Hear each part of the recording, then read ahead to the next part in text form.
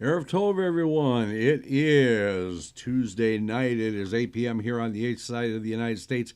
Here in the diaspora, this is the Maimon Beit Knesset. Therefore, it must be the Rabbis Discuss. Question mark, whatever it is we decide to discuss. So, Rabbi Ancel and myself, and let me bring in, well, let's first put his picture up here first. And then we'll bring in Rabbi Ancel. You are live, my friend. Erev Tov, everybody, and welcome. We should have a Okay. nice discussion this evening.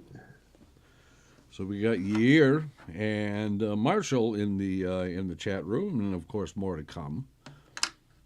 So last week we did a lot of complaining. Well, oh, you're still there? Yep. We lost him. He'll be back. You back now? Okay. Okay. So Yep. last week we did a lot of complaining about the state of Judaism in the world and stuff like that. And tonight we're going to continue on and look at the some ideas about how do we get back to that.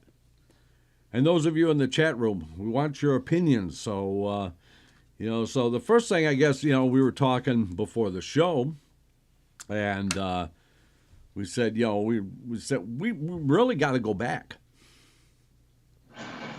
You have to go back a long time because it basically, like you and I discussed, it basically started to fall apart after the Second Temple was destroyed. Right. The Israelites or the Jews, they got scattered throughout the world. Now, it's understandable you ended up in Russia or whatever you ended up. Sure, there was clusters of Jews that, built a synagogue in this and this, but a lot of them, I mean, I can give you the prime example is where I live. It's the 1,200 Jews that came here to the Dominican. They're from Holocaust. They're a product of the Holocaust. And I can tell you, 100% of them got assimilated into because they were single boys, single men, single women coming to this country. Strangely enough, they never married within each other. This is it's a question that I'm asking myself. They will not answer. But most of the men married Dominican women, and the women married Dominican men. Why? I mean, all their life, their parents and their grandparents were Jews. And they knew what happened to their parents in the Holocaust. It was going on because they came in 1942. The war didn't end up until 1945. Right. In the assimilation, it hit everywhere. Into some countries, it didn't hit as bad, so they became like, you can call it the conservative movement. Some of them just shied away from Judaism and reform and egalitarian and reconstructionist. I don't know how they came up with that idea or these words. What is reconstructionist? Somebody's got to tell me what the definition of reconstructionist is. Yeah, that's kind of an oxymoron actually. But I can see reform, I can see conservative, I can see egalitarian, where women and men are considered the same. yeah, it just seems like Reconstructionists is kind of like, well, we're going to be more observant than conservatives, but not quite orthodox. So, what are you reconstructing? Reconstruction, I don't believe they're anywhere even close to orthodoxy or to even to conservatism. What are they reconstructing? I mean, Yeah, exactly. a Jew is a Jew. What are you going to reconstruct? Yeah. Are you going to reconstruct the laws? The laws of Judaism is law. Well, I mean, What are you if going to we, reconstruct? Traditional Judaism was, is, and will be traditional Judaism. Can you change tradition? Well, There's one way to say a prayer. There's one way to say the Shema. There's one way to blow the shofar. There's one way to have, morning service, Mincha and Mariv, Shabbos, Shabbos traditions, traditions from of Rosh Hashanah, Yom Kippur, which we'll discuss tomorrow night. It's what are you reconstructing? Are you the way I look at it? I think what they're trying to reconstruct is belief and faith. Well, you're born with faith. I mean, yeah, believe. Yeah, you can have different types of beliefs, but faith is in your heart. You can't teach your heart. It's there. Well, when when we talk about how do you fix things, you have to go back. You can't know how to fix it unless you know how it was broken. But you need to know the problem. What is the problem? You need to. Well, if you go back to when it got broke, then you know what the problem is because you can track it forward from that part. Correct. Now we have as a in my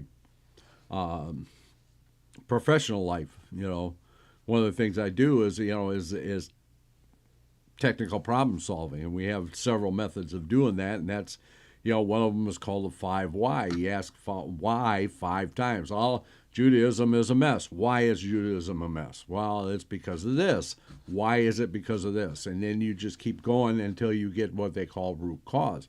However, we kind of already have an idea of root cause. Because I had a question today from somebody called me. He says, Rabbi, I was reading something today about the laws of Yom Kippur. What's a Inuit? Huh? He says, what are the 5 Inuits for Yom Kippur? I said, well, if you read, what about the Inuits, I should have told you what the 5 Inuits are for Yom Kippur. Is people don't take the time to read, and more importantly, to understand. Yeah, true. I mean, we were talking earlier. I mean, if we go back to, the Second Temple period, actually just post the Second Temple period, because we have, and we've talked about this, we have the Talmud, and we see that we have one rabbi says this, one rabbi says that, and then another rabbi says this, and we have this discussion, and they really don't come to a final decision. The thing is that if we had had a Knesset, they would have fixed it. They would have said, this is the way it has to be. Or not the Knesset. We had a Sanhedrin. It would be no problem. Yeah, I mean, it would say, because that is the ruling body. They say it's this way. Even if they're not sure, they said, this is the way we're going to do it, then there's unity. Everybody knows that we're going to do it this way.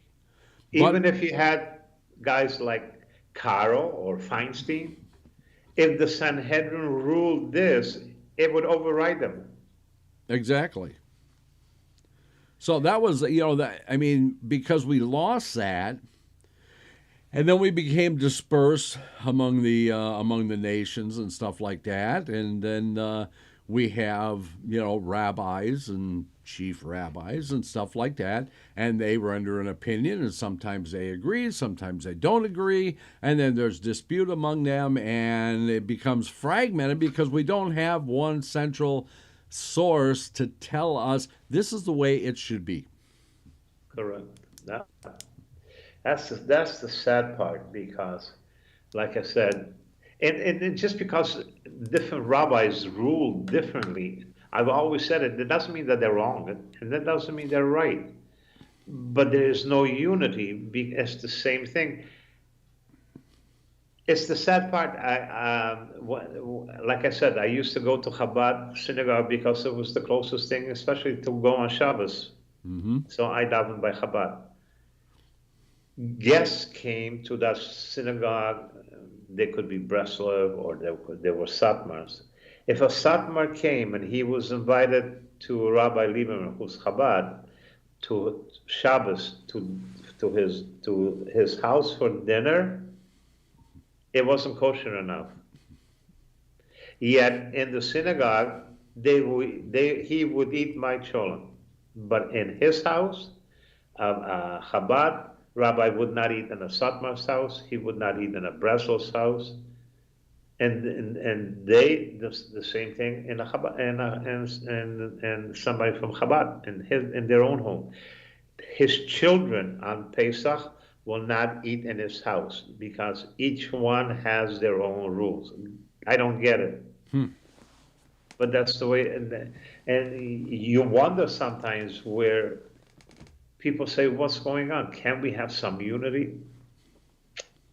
Well, we can trace the issue back to, I mean, we actually have proof of this going back to Cairo, going all the way back to the time of Maimonides and even before that.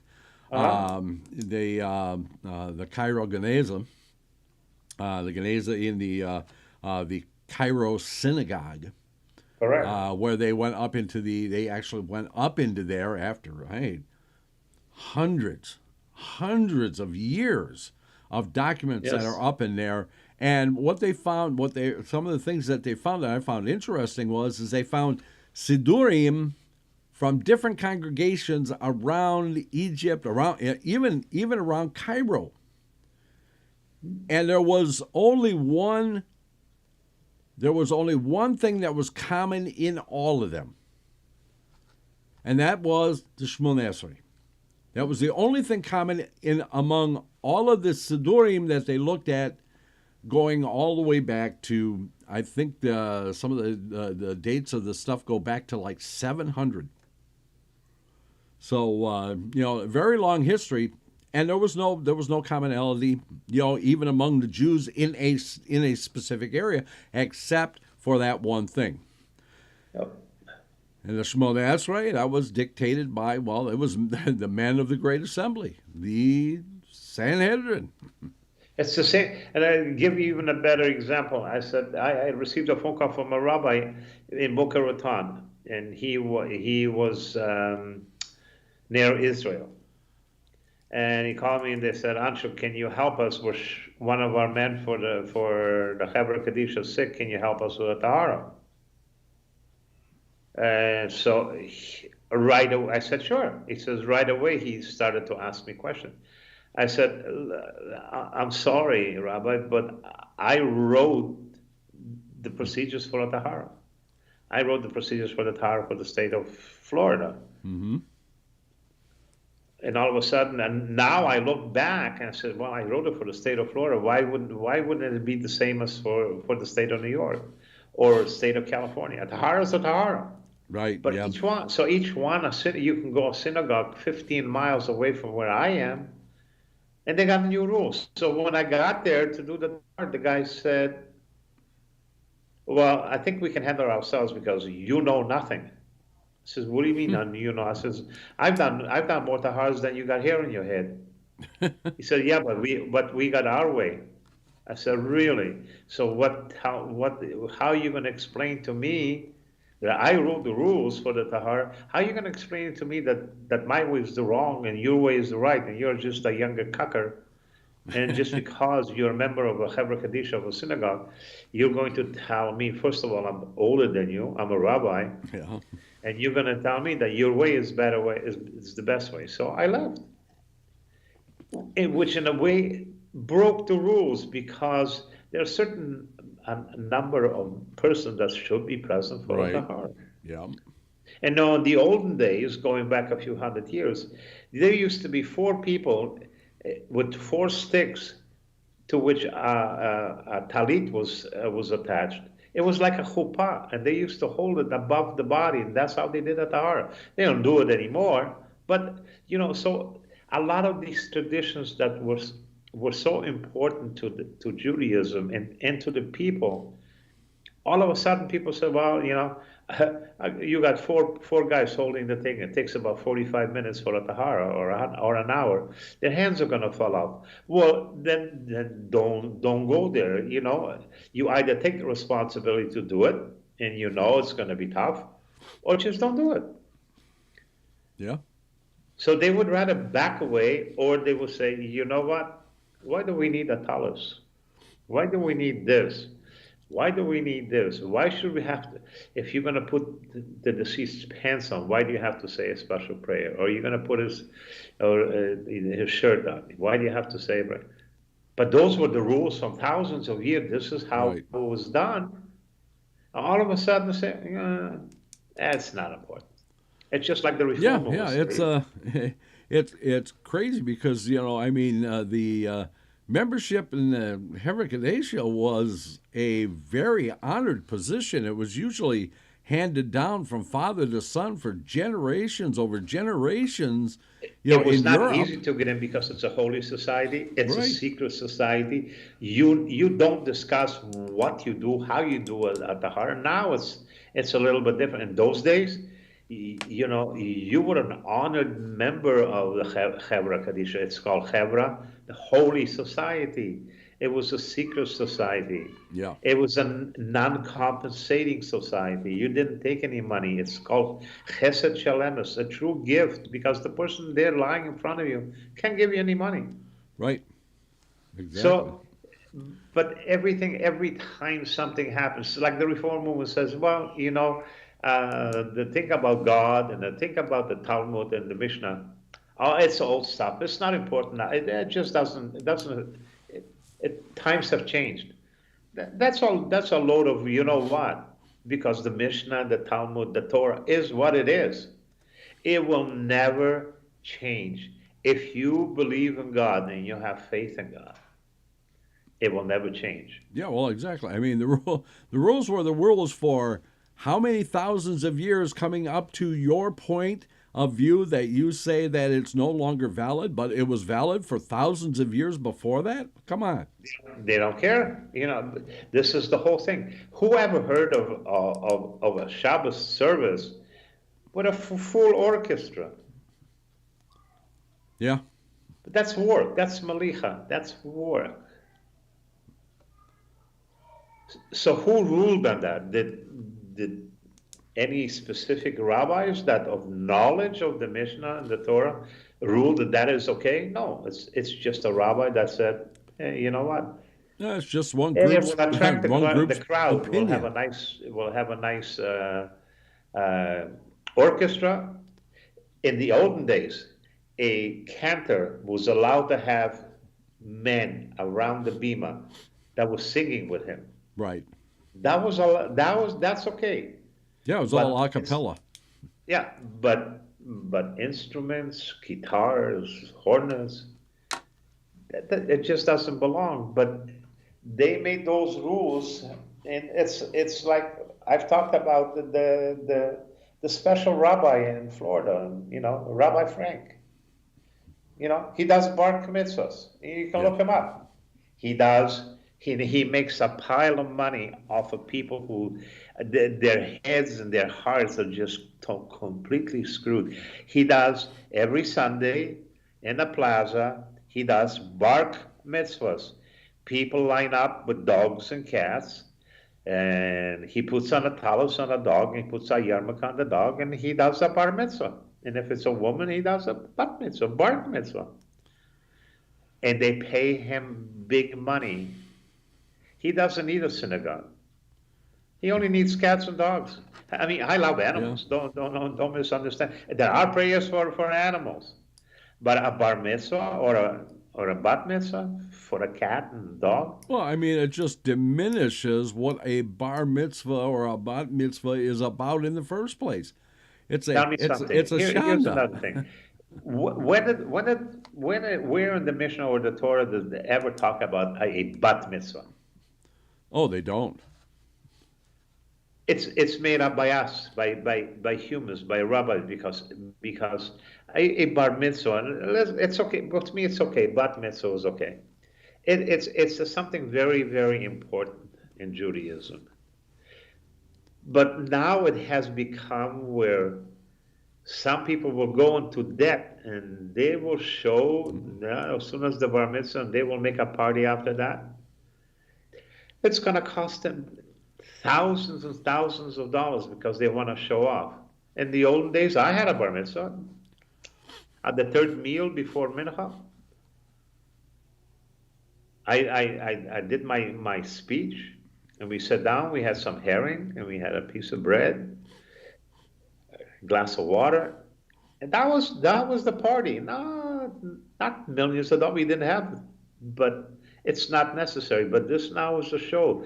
It's the same thing with weddings. I mean, I'm a rabbi. I've done a lot of weddings. I still do.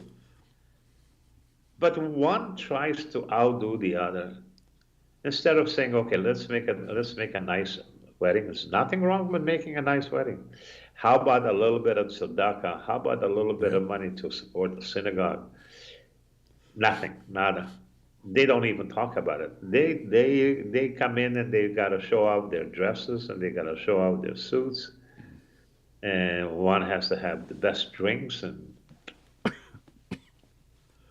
there you go, I have no right to say anything, I also get paid for doing and there's nothing wrong for getting paid, but still, I have seen some parties where here where I live, you could build 2 or 3 homes with that kind of money.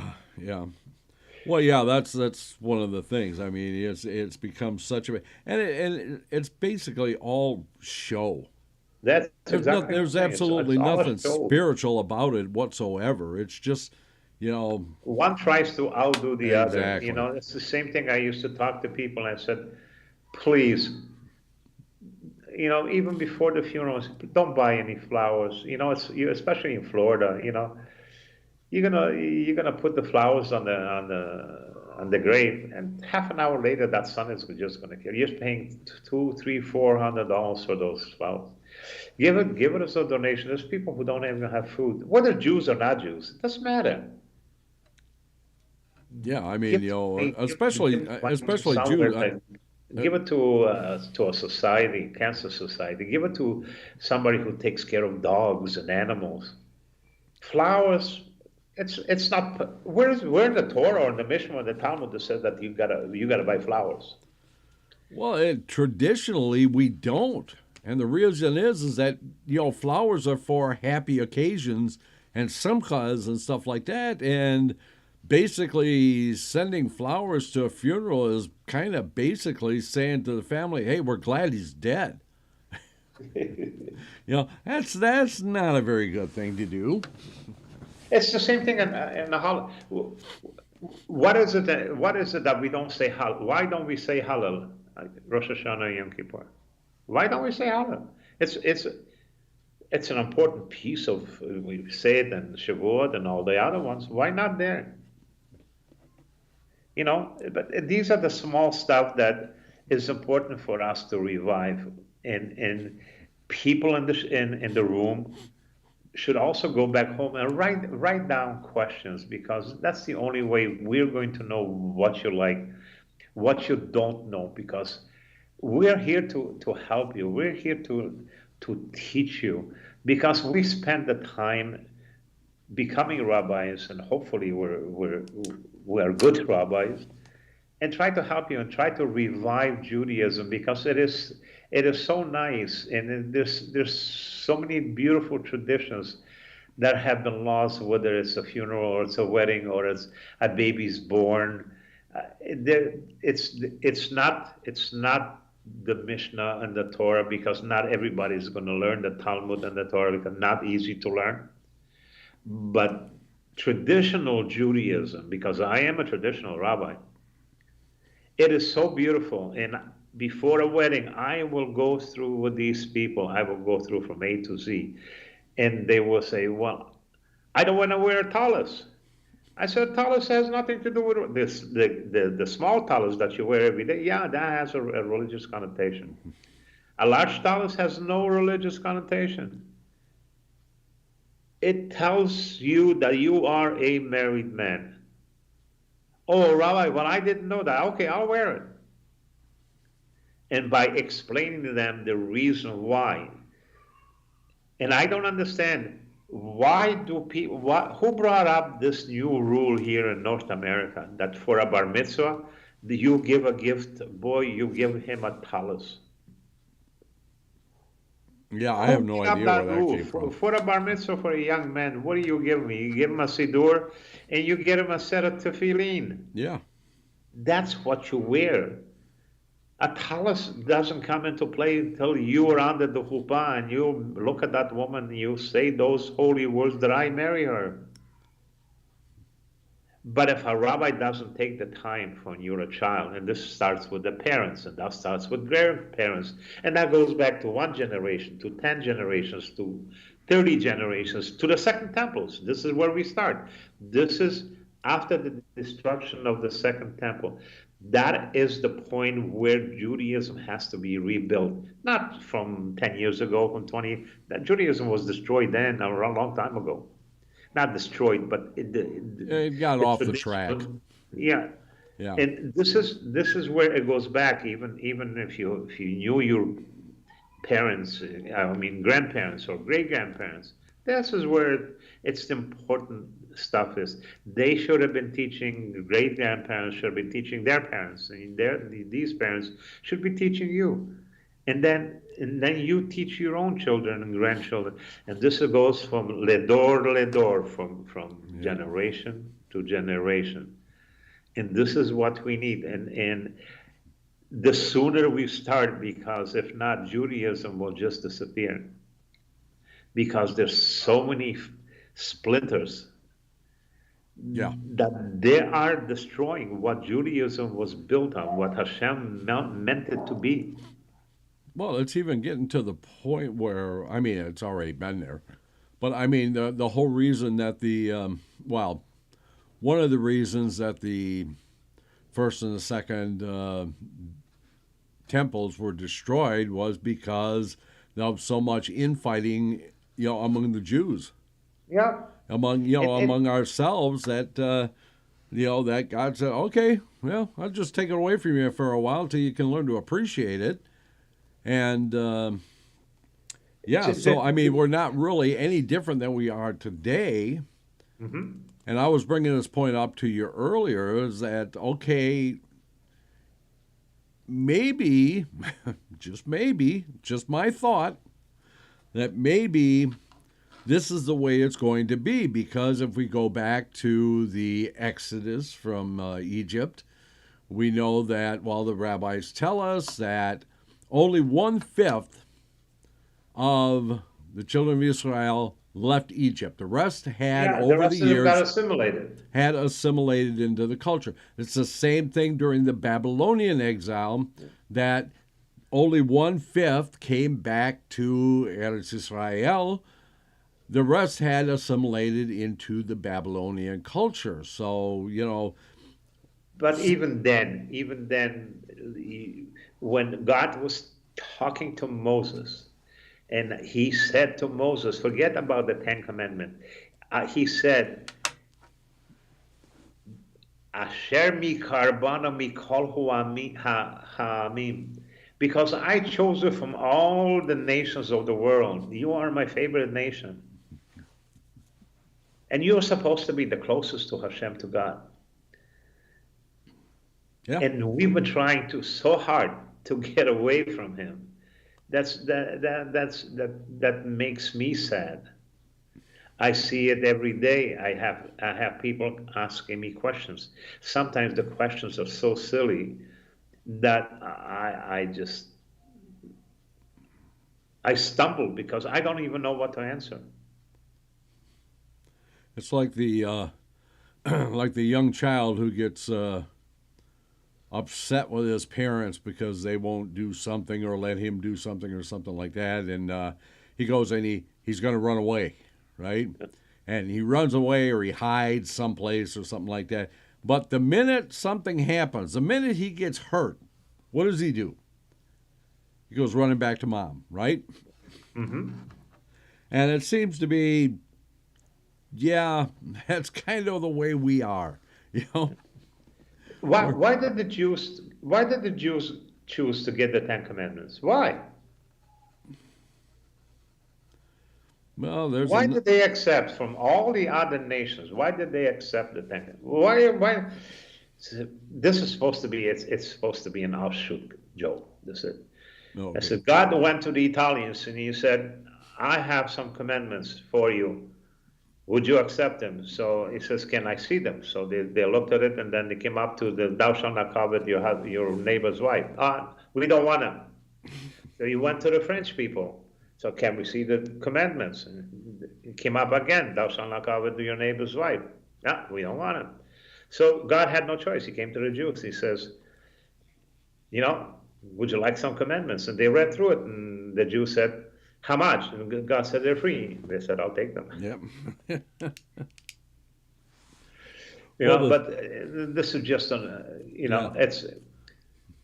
we need to go back. We need to, as parents, and that's just not even in the synagogue and the cheder and the Jewish schools. We need to go back. I can guarantee you that if I spoke even to some of my friends, I would say most of my friends, I would say 99% of my friends, which I'm saying, it's a sad word. They don't know how to write their name in Hebrew. Yeah. They don't. You know where it has to start? When you go up to heaven, God is not going to ask you your English name. He's going to ask you your Hebrew name, and he's going to ask you to write it. They say, God help you. But it's not just this. We're not talking about death. We're talking about the simple thing. The Hebrew alphabet. Most people do not know how to write their Hebrew name. And that's basic. Alphabet. Forget about talking Hebrew. Forget about talking Aramaic. I don't think there's 5 people in the world who can speak Aramaic. But Hebrew. Forget Hebrew, but at least know the alphabet, know how to write, and especially know how to sign your name in Hebrew. You know where it's got to start? It has to start at the dining room table.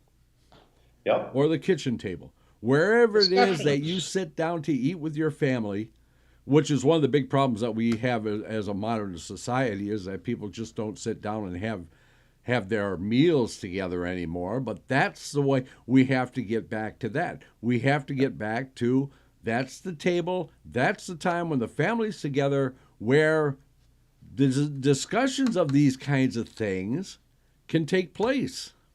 That's not even that. I'm doing a wedding, on Friday night, and sometimes I'm there Friday night, and most of the weddings are done Sunday, Monday, whatever. But I'm talking to grandparents who have forgotten how to say the motzi. They have forgotten how to say the blessing of the wine. I said, Rabbi, would you help me? And I feel like crawling out of my skin. And I said, you mean you don't make a motzi when you eat bread? No. Mm. Do you make kiddush on Friday night? No. Does your wife light candles Friday night? She lights candles for Rosh Hashanah Yom Kippur to remember her parents. That's a good, valid reason, but that's not not wholly the whole reason why you're lighting candles on Shabbos. Yeah, not even to know a motzi, you sit down and you say, hey, son, you just bit into a piece of bread. How about saying a motzi? I don't know. Okay, I'm going to teach you how to say the motzi. You do it once, twice, 3 times, 10 times. You don't remember. Well, I've made this point before. And I know the people in the chat room who have been with us for a while are probably sick of hearing it, but I'm going to say it again. And we do it. And I harp on this every year right before Pesach. And I say, sit down and read the Exodus. Sit down and read it and know it. So when you get to that part in the Haggadah, that you take the Haggadah and you set it off to the side and you tell the story, because that's exactly what the Torah tells us to do. Tell the story. Tell the story, because that way you make an impression on everybody at the table that this is that important, that I know it by heart. It's that important. That makes an impression on people. That makes an impression on especially the children, that boy, this must be really important because Papa knows this by heart, and it doesn't have to follow the Haggadah exactly, it doesn't have to be word perfect, but even the imperfections in the story are open to, it opens up the conversation and stuff like that, and people understand this is really important. Same thing with the table that you sit down and eat your meals at every day is an opportunity for that to be a teaching moment for something. The same thing like Pesach. Why is tonight different than any other night of the year? And this is something. Okay, son or children, this is the reason why. And the children grow up, and the next year you come up with the same thing and say, "Oh, Dad, I know why," because he remembers. Yeah. And this is where parents come in to teach their children. And you know what? They end up respecting their parents more because there is no respect for parents nowadays. No, society's pretty much. I mean, you can see it everywhere you go. Young people think that their elders know nothing. They're idiots, and they have no respect for them whatsoever. No, it's because that's old stuff. That doesn't relate to today. Yes, a lot of it doesn't relate to today because it today is different than yesterday. Yesterday is dead and gone. It'll never come back. Tomorrow, you don't know if you're going to wake up in the morning, but you live today.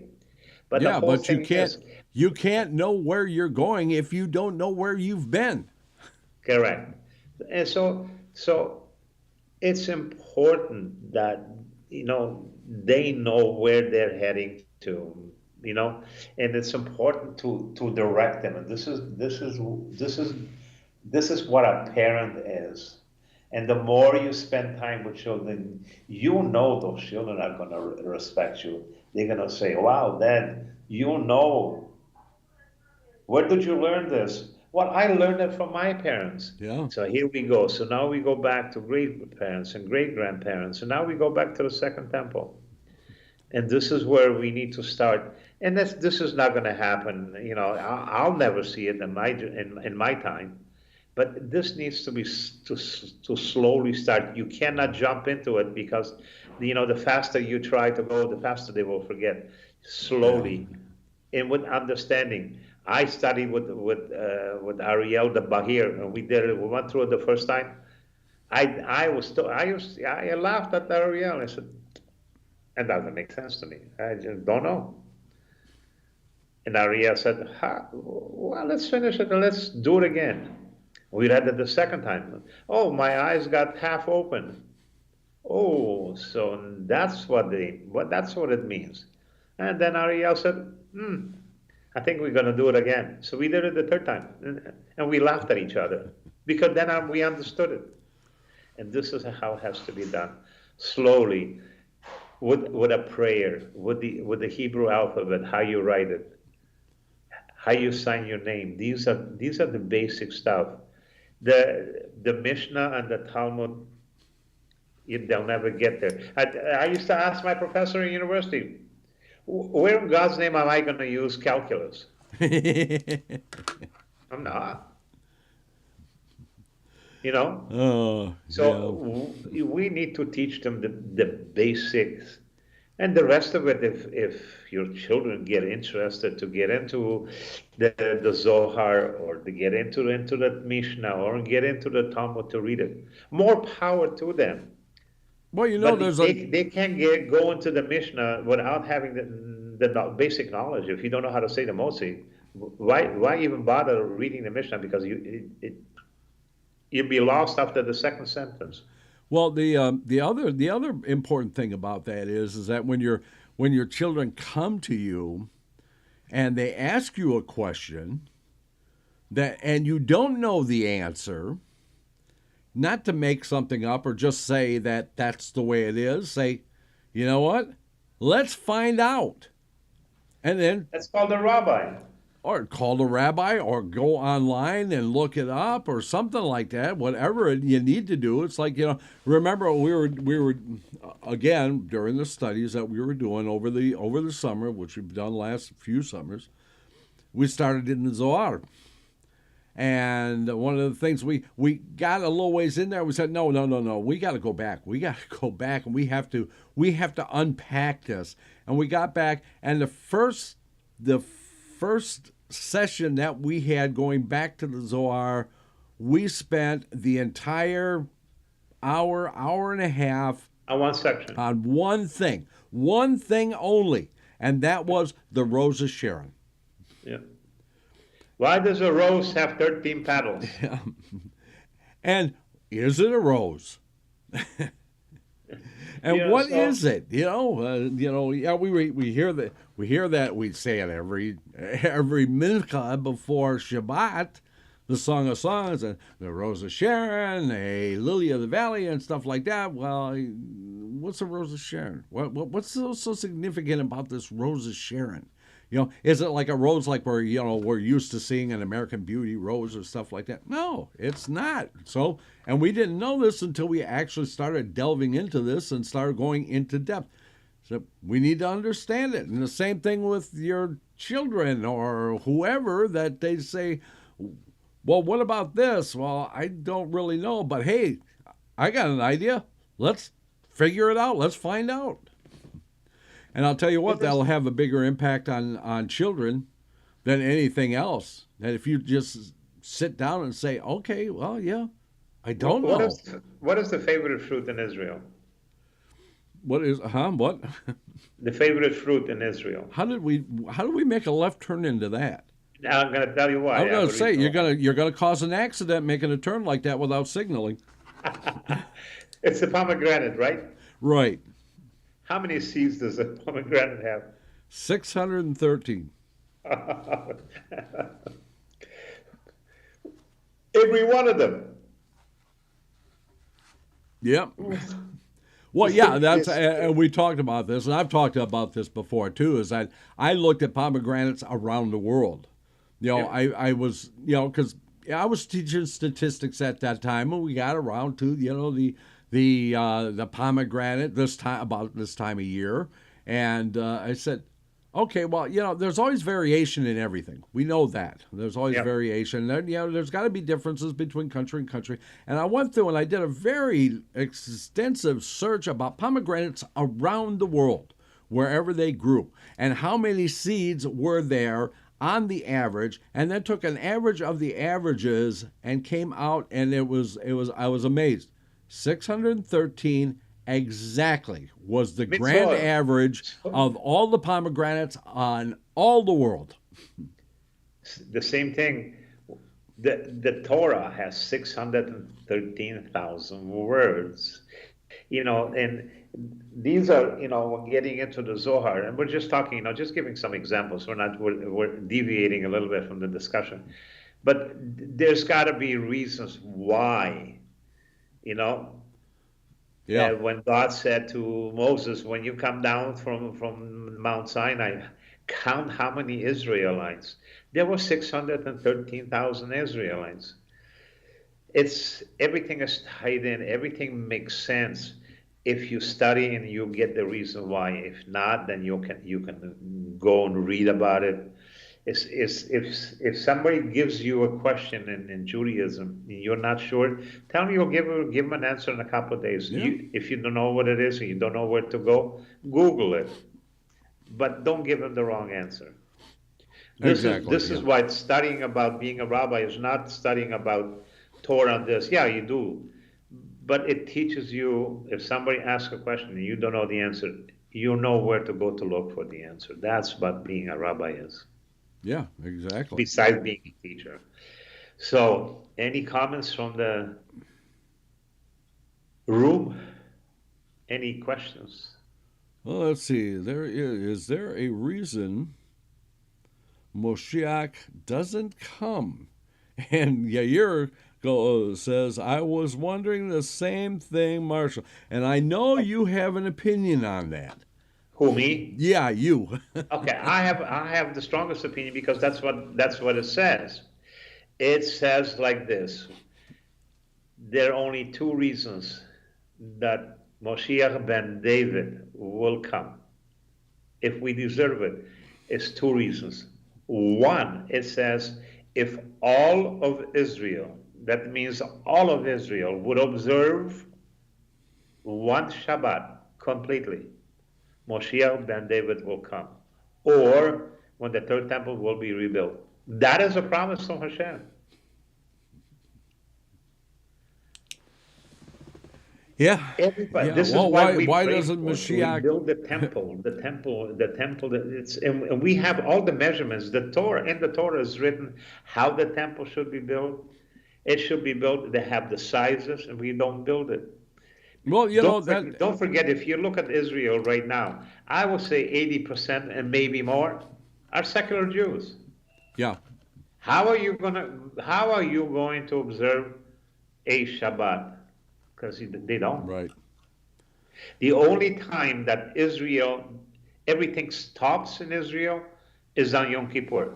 I mean, the streets are dead, nothing moves. It's the only time. On Shabbos, you can get taxis on Shabbos. Yeah. Okay, we are at our halfway point, so we're going to pause and take a break, and then we will. I'm going to turn you down right now. Okay. And there you go. And because I can. And we're going to take our break. We'll take a 6-minute break, and then we'll return, and we'll get a little more. I would like to see more comments in the chat room. What's your thoughts? What are you thinking? You got 6 minutes to come together. Okay, so we will see you in 6. Let's all go to the lobby. Let's all go to the lobby. Let's all go to the lobby to get ourselves a treat. Delicious things to eat. The popcorn can't be beat. The sparkling drinks are just dandy. The chocolate bars and the candy. So let's all go to the lobby to get ourselves a treat. Let's all go to the lobby to get ourselves a treat. It's intermission time, folks, so hurry, hurry, hurry. Step right over to our refreshment center for the most extravagant array of refreshment goodies ever assembled under one roof. Enjoy breathtaking, mouth-watering goodies, everything from a snack to a delicious full meal. At our refreshment center, you'll find a large variety of goodies to satisfy your hunger, your thirst, or your sweet tooth. So hurry, hurry, hurry. Visit our refreshment center now. The show starts in 5 minutes.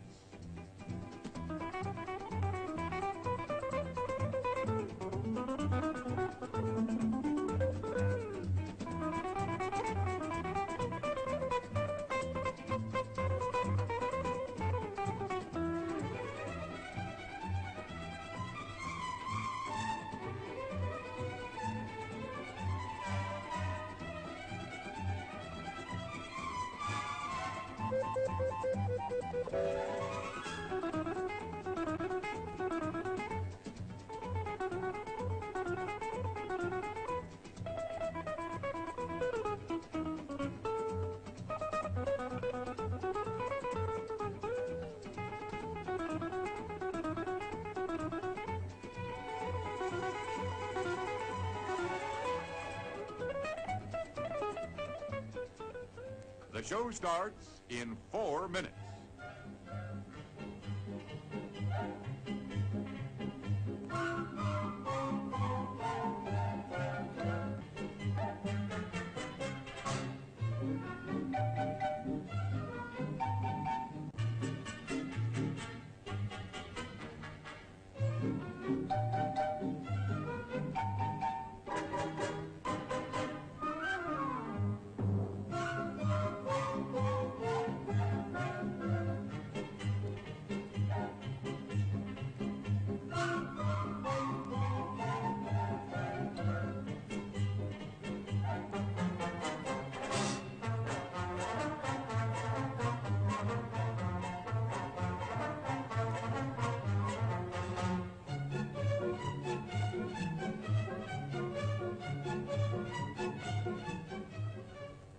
show starts in 3 minutes.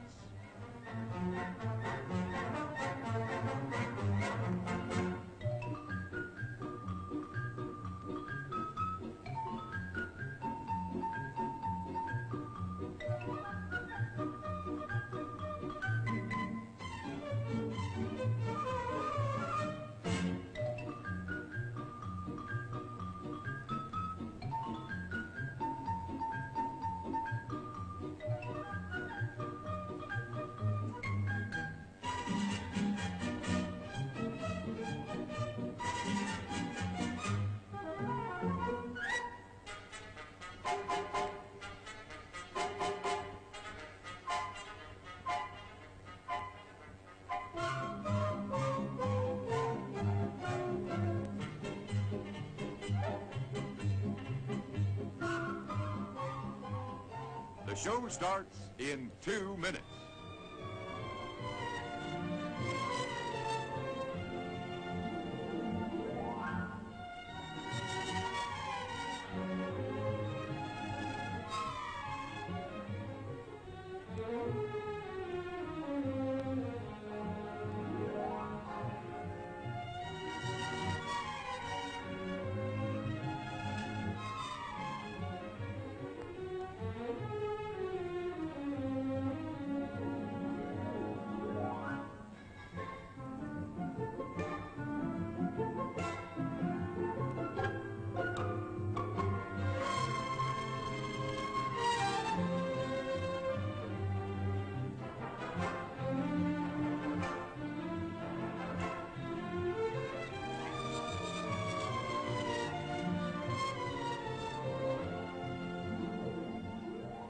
The show starts in 1 minute.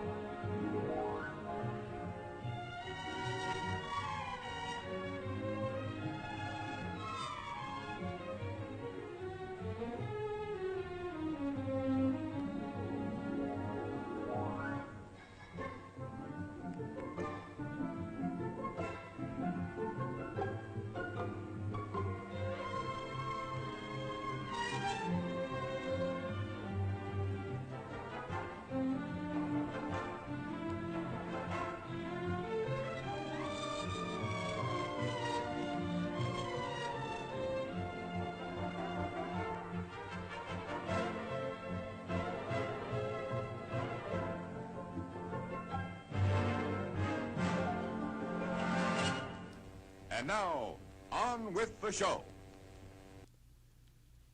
And we are back. So let's put Rabbi Ancel back up there, and we'll turn him back up. There you go. You're back with us now. Is Mr. Rottenberg with us tonight? Richard is not in the room this evening, unfortunately. Okay. But I did forget to do that. Who we have in the room? We have Yair, we have Marshall, we have Richard, a different Richard, and let's see, where is Donald? Donald, I think Donald has a family here. He said he was going to be busy with family. I don't know if he still is, but. Oh, okay. Because usually, I mean, he's pretty steadfast in the chat room. Marshall is there every day because, he's the sergeant at arms. He gets to be the one that kicks people out of the room and stuff. But during the break, we were talking, and and it kind of struck me is that you people who are grandparents out there, you've got a special task here because your grandchildren will tend to listen to you more than they will actually listen to their parents. So you have a special opportunity to teach your grandparents, or teach your grandchildren some of these concepts that we're talking about. Most people don't realize how blessed they are because some of these Holocaust survivors never got to meet their grandparents. Yeah. And most people don't realize how important grandparents are in their grandchildren's lives, because you're right. Grandchildren love their grandparents more than their parents, because parents are more strict, and grandpa's going to say it's okay. And they Which in have a an lot of ways opportunity. it's okay, but they can also be strict. But there's a way how to be strict with children, and how to teach them and give them a reason why. Because children want to know. Children are very, even you can say they're nosy. Children Inquisitive. We'll call it inquisitive. They want to know. But if you take your time to make them understand the reason why, they will never forget. And this is what they take with themselves. And this is exactly what they will do to their own children. And this is how, whether it's Judaism or whatever it is, people, if you teach them the right way and you give them the right reason why, they will never forget. Yeah. Never. So Yair puts in the chat room, where does Mashiach ben Yosef come from? That comes from the concept of the two Mashiach.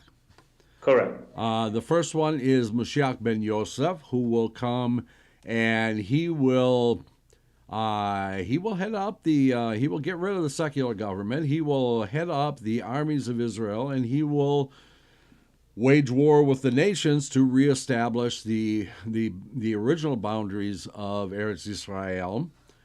He will die towards the end of that period. At that period, Mashiach ben David will come, and he will finish the war. He will make peace with the world. He will finish the third temple. Now, you were talking about this earlier. Why don't we build that? And a lot of people out there think the concept is that we are not allowed to build it. It is only Mashiach who is allowed to build the third temple. No, it's going to come from heaven. It actually is that he will finish. He will finish the third Beit HaMikdash, however he does it. Okay? That doesn't relieve us of the responsibility to start it.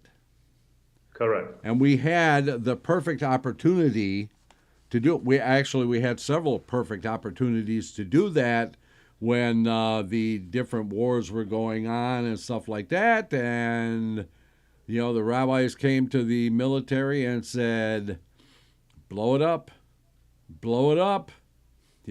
Call it an accident, call it an enemy strike, do whatever you want to. Blow it up. And they wouldn't do it. And then they turned it over to the Wach. Yep.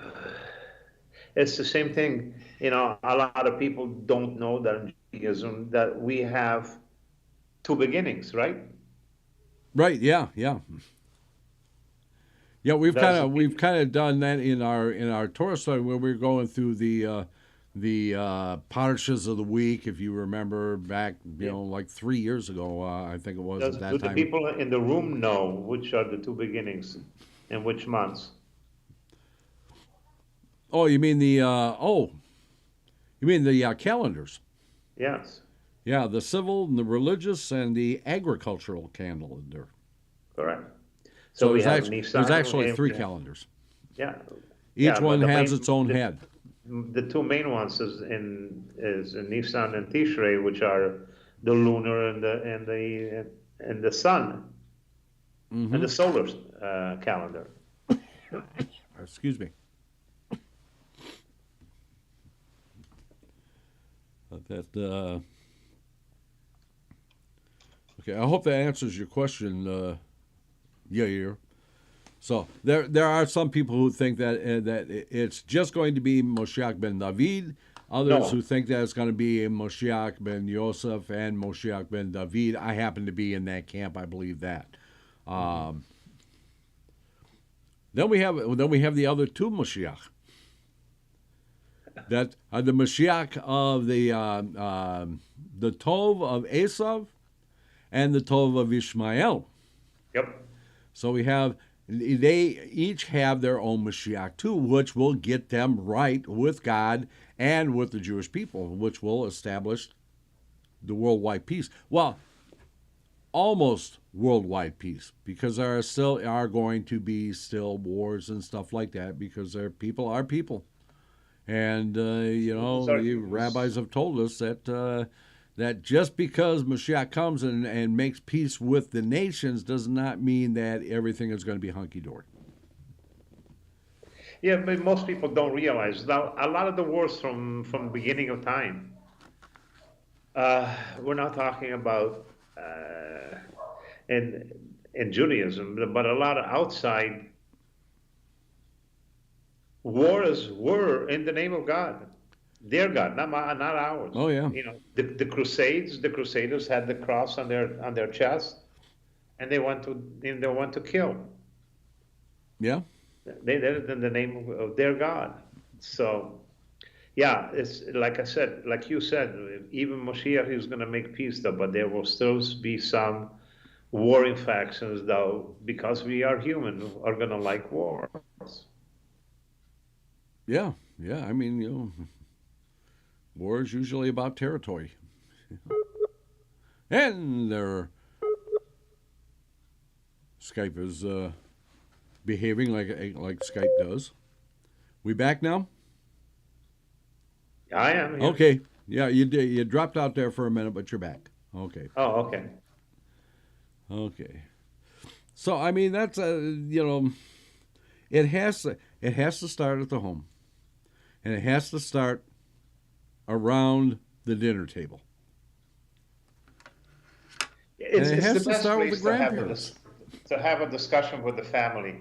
It involves even the wife, because even though women are not supposed to, to study, to learn, to pray, it doesn't mean that they're not allowed to. Right. But it gets them interesting. It's a family thing, and then children listen, and it's a whole thing, and then it's something that happens, and you know what?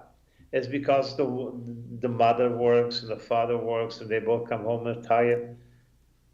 How many people do you know that they sit down, let's say 4 or 5 nights a week, and they eat the meal together, like a family? It doesn't happen that often anymore. No, it doesn't. We in our house we always insisted on it. We always insist out. Yeah. Because that's the way my parents did it. That's the way my grandparents did it. Yeah. Everybody sat down at the table at the same time. And we made discussions. And then Friday night comes, and Friday night has different traditions. And then, your father calls you over, or your grandfather calls you over, and he puts his hand on your Kapala, and he blesses you. Yeah. And then, and they bless their wives because they're the queens of the house. And the kids see that, and they say, Dad, why are you doing this? And then the grandfather or the father will explain. But you're a young child. This could happen 100 times or 50 times or 200 times. You'll never forget it. And then when you get married, you're going to say to your wife, it's Friday night. How about lighting some candles? And then you say to the wife, come over here, I'd like to bless you. And say, woman of valor. And then when you have a baby, you bless the baby. Oh my God, this is tradition that's been carried from generation to generation to generation. It never gets lost. Oh, I've said that one of my favorite things to do, and all of my rabbinical duties, shall we call them, of all of them, my favorite is to bless a baby. After once they've hit the age, and the parents bring them to me for a blessing. I love it. It's just one of my favorite things to do. It's just nice. Traditions are. If you know the traditions, and this is what we should be talking a lot, because tomorrow night we're going to talk about traditionally and the laws of Rosh Hashanah, the laws of Yom Kippur. Why do we wear white on Yom Kippur? Why do I put on a kittel on Yom Kippur? Why do we wear white, all white? Why not leather shoes? All these have a reason why. And if you tell your child you don't do those things, and they're going to say, well, Pop, why? And you explain to them, you do it once or twice. Yeah, They will learn. if you want to, Why, when you get married, the day of your marriage, when you get married, why are you supposed to fast? Why is it that a man, traditionally, the way it used to be, should wear, before he puts on a tallis, he should wear, I'm sure you wore, why do you wear a kittel? Why do you wear white? Because a wedding is considered Yom Kippur. It's beginning of a new life together with your wife. So you wear purity white because it's a new thing. And it is so beautiful. And there's other reasons, because that kittel, in 120 years, you will be buried in it. So yeah, there are so many beautiful reasons why, and there's sometimes sad reasons why, but that is part of life. yeah, If you accept it and you have faith and you believe in that, it it makes it much easier, because there's a saying that said, if you're afraid of death, you're never going to live, because it's going to yeah. happen anyways. Well, So live your life. So I'm not saying that you're not going to encounter tough things, or take a look at COVID. COVID destroyed a lot of families. I mean, my wife works for a legal firm in Vegas, and she does all the paperwork for divorces. You have no idea how busy she is. I mean, yeah, every week, unfortunately. 6, 7, 8, 9 cases. It is great. I'm not talking, most of them are not Jewish, okay? And no disrespect meant. But it is sad. You know, yes, you will encounter things like COVID and sometimes hardships in the lifetime. But I believe those things make you tough. They make you stronger because you've survived them. And by making you tougher, and you live your life the way you are supposed to. I'm not saying you're not going to make mistakes. I make mistakes. Yeah. Everybody else makes mistakes. We're humans. As long as you don't make the same mistakes once or twice or 3 times, I believe you haven't made. So if I you believe want you to, can if have a you good want life. to, if you You want can to, have a good life with your family, with your parents, with your grandparents. You can have a respect from your parents and grandparents. You can have a respect for God, respect God, have an awe of God. And this is, I believe, it's the basics of life. As far as I'm concerned, that's only my opinion. if you want to start out simply with your family, one of the simplest things that you can do is put a tzedakah box on the table on Friday night, and give the children each a coin to put in that tzedakah box. And then when they ask you what you're doing, explain why we actually put a tzedakah box out there. What is tzedakah? And stuff like that. And answer their questions. And you will find out that the kinder will actually, they will be looking forward to Friday night to be able to put that coin in that box. It's like Passover, even Friday night. Why is Friday night different than any other night of the week? Yeah. And the same thing with Passover, with the Rosh Hashanah, with all the Jewish holidays. Why do you light candles? Why do you light 2 candles? Why do you light candles in remembrance of your loved ones? Why is it? Most people, I have sometimes the craziest questions. Rabbi, I was at a funeral and I passed so many Jewish headstones. Why are they full of rocks?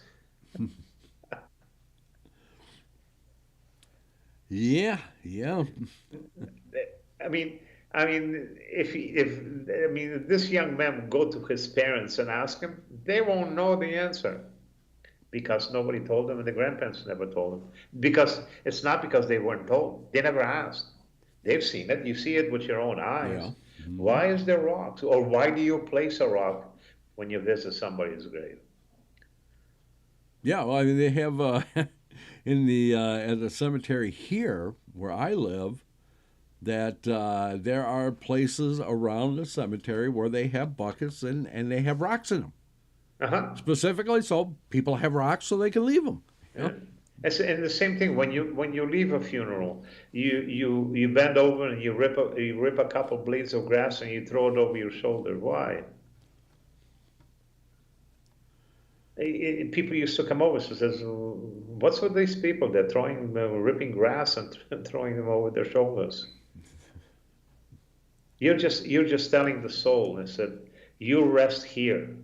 I'm still alive, and I'm keep on going. I'm going out of the cemetery." But these are just traditions, not Jewish law.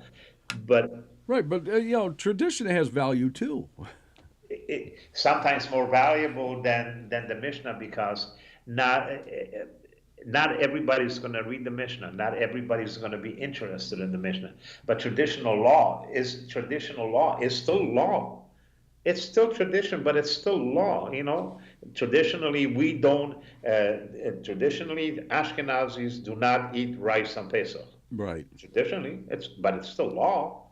We don't eat because Ashkenazis come from Europe, and Europe doesn't grow rice.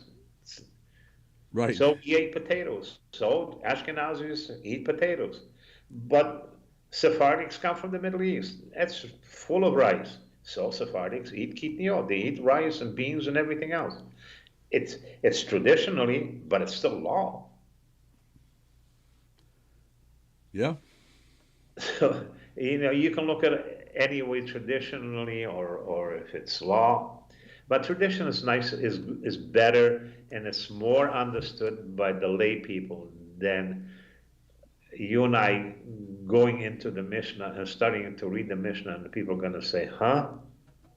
Because they've never read it. It doesn't make sense to them. But if you tell them the reason why this tradition is for Ashkenazis and this tradition is for Sephardic, Ashkenazis have a dinner on Rosh Hashanah. Sephardics don't. They actually have a what? A Seder. Have a Seder. Yeah. So, and we're going to be talking about that tomorrow night. So talk about a segue, huh? Yeah. So this is more interesting for the lay people, and they say, you know what? And I'll talk about myself. I was born into an Ashkenazi family, but I basically 70 to 80% follow the Sephardic traditions. Why? Because to me, they're nicer. They're more interesting. I can learn more from them, and they have more reasons why. And it gets closer to the Torah. So, yeah, I follow a lot of the Sephardic traditions. So, but people, if you don't know, or if you go to somebody's house and they follow the Sephardic rule, and you say all of a sudden they have a Seder, and you're going to say, "Oh, wait a second, this is not Passover." Yeah. But not knowing that doesn't make that person stupid. He wasn't taught, so it doesn't make him stupid. But if you tell him the reason why, I truly believe that they will never forget. But the most importantly, I believe that because if they would know the reason of the traditions in both sections, Ashkenazi or Sephardic, they will come back to Judaism, because basically it just brings you there, because you all of a sudden, I like I said, I've done thousands of funerals. I met two Polish guys at funerals, and they say, "Oh, hi, Rabbi, how are you?" And they said, "I just lost a friend of mine, but Rabbi, we're not really religious. We really don't go to synagogue. Everybody's dying out. Well, what's with God?" I said, "God is God. When it's time for you to go, it's time for you to go." So a few months later, I see them again. I say, "Hi, Rabbi." I says, "You know what, Rabbi? The two of us were discussing, so we're getting older." And now we started we joined a men's club at the synagogue. Say now we go once or twice a week, and this happened over a few years. And they said all of a sudden, they're happy, and Rabbi, we went Shabbos and we had a nice Shabbos meal, and we spoke with the rabbi, and I brought my grandchildren to the synagogue, and I said, oh my God, he says, you're getting older. It's not just because you're getting closer to go to God, but I believe you get wiser. This is why they tell you don't read the Zohar before you're 40, because you're just not ready. You're just not mature enough to really read it and understand it, because people tend to read the Zohar, and what do? They jump to something that's interesting. The book of curses, the book of numerology. That's all bad. Yeah. Don't read it. Don't even. I did it, and I made a mistake once, and I'll never do it again. So so I was laughing, and I says, you see, I told you. See, eventually you're gonna go to synagogue every day. You're gonna put on the tefillin. You're gonna be in the synagogue on Shabbos. And so, you know what they said? We made friends. We enjoy it. We have a club now. We meet once a week. We'll have a schnapps. Hey, so I said, isn't that nice? I says, you finally said you're enjoying it. You're enjoying to be a Jew. And they said, yeah, Rabbi, you were right. I said, I wasn't looking to be right, because I knew eventually if you go once or twice a week to synagogue, you will end up being 7 days a week in the synagogue. Because you meet people, you become friendly. Oh, why don't you come and join us? Come here, come there. Eventually, you come back to God, you come back to Hashem, come back to Judaism. But this needs to happen slowly, at home, with grandparents, with great-grandparents, with family together, family time, to eat together. And listen, not every meal is going to be a happy time. Papa could have a tough day, Mama could have a tough day, or one of the boys flunked an exam. Yeah. But you talk. The most important thing about when you talk to your children or you talk to each other, the most important thing is, and I've written a ceremony, and I do it every time. And the first thing is, you can talk all you want, but if you don't listen, nothing gonna happen. Yes, you can talk, but more importantly, listen, because if you listen, you will learn. Okay, so we got a couple of questions. Yes. Okay, so Yair wants to know where does the Mashiach, I would assume he's talking about the two Mashiach, the Ben Yosef and Ben David, come from? Well, first of all, Moshiach Ben David will come from the descendants of the house of David, from King David. Yeah, but he wants to know where that's actually written. It's written in the Torah. Moshiach Ben David is mentioned in the Torah. Yeah, and there's quite a bit of it in the Talmud, and there's a lot of it in the Agadah. Correct. And so in Moshiach Ben Yosef is the same thing. Yeah, it's kind of a chain here. The Torah leads you to the Talmud. The Talmud leads you to the Agadah, and between the three of them, you kind of get you get what they're talking about. If you want specifics, I can look it up and I can give you the sections exactly where it's mentioned. But this is why he's called Moshiach Ben David, the son of David. He will be from the descendants of the house of David. Yeah. So Richard says, are the same wines used for, I think it said Passover, and Shabbat? Well, they can be. Of course it can. The ones that most of the commercial wines that we have out there that are, kosher LePesach, are kosher for Passover, are basically they're pasteurized.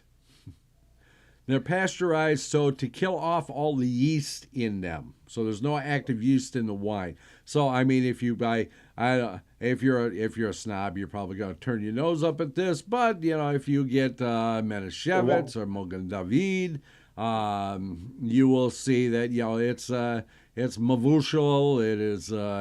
It's been pasteurized to kill off the yeast. It's kosher lePesach. It's kosher Shabbat. It's kosher for anything.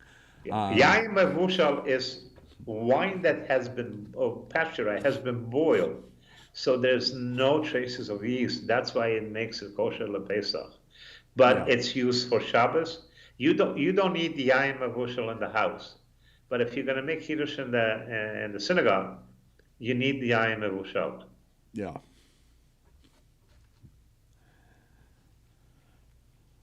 So. Oh, Richard says there are actually 4 messiahs. Yeah, actually there is. There is a the Muslims will have a Messiah. It's Mashiach ben Ishmael, or the Tov of Ishmael, and then the Mashiach ben Esav, which is also called the Tov of Esav. So, yes, the Jews get 2. But the West gets one and the East gets one. Don't forget, Muslims are our cousins. Yeah. Who did Abraham marry? Who did Moses marry? We have. Well, he actually did marry her later on. Yeah. Hagar. She was a concubine. And then later on, after Sarah died, she comes back and she actually marries him. Yeah, it's too bad that law that expired a few years ago, the 1,000-year law, where you were allowed to have more than one wife. I have enough trouble with the one I got. Oh, boy, most men can't handle one. Can you imagine handling it? Like King Salamon had 400. Yeah, he must have been out of his mind. He probably was out of his mind. Yeah. Hey, wait a second. You're talking about my great-great-great-grandfather. I carry his name. Oh. It's strange. When we came to Canada, at the border, they said, "What's your last name?" Because we had very, very little papers because you came out of a communist country. Mm-hmm. Solomon. So they spelled it Salamon. How he picked that name, don't know. But once they put it into the computer, that was the end of it. But really, my last name is Solomon, Solomon. But now it's Salamon. But can't change it. I can change it, but why go through the pain and the cost to go through and change the name? Yeah, and then have to explain it every time you put a legal document together. Oh, no. Can you imagine going through the border? Well, I was called this in this place, and I was called this in this place. They'll never let you through. Okay, so we are about at the end of our time together. Just a couple of quick announcements that this week will be the last week until after the High Holy Days and Sukkot and the Tishrei, because right after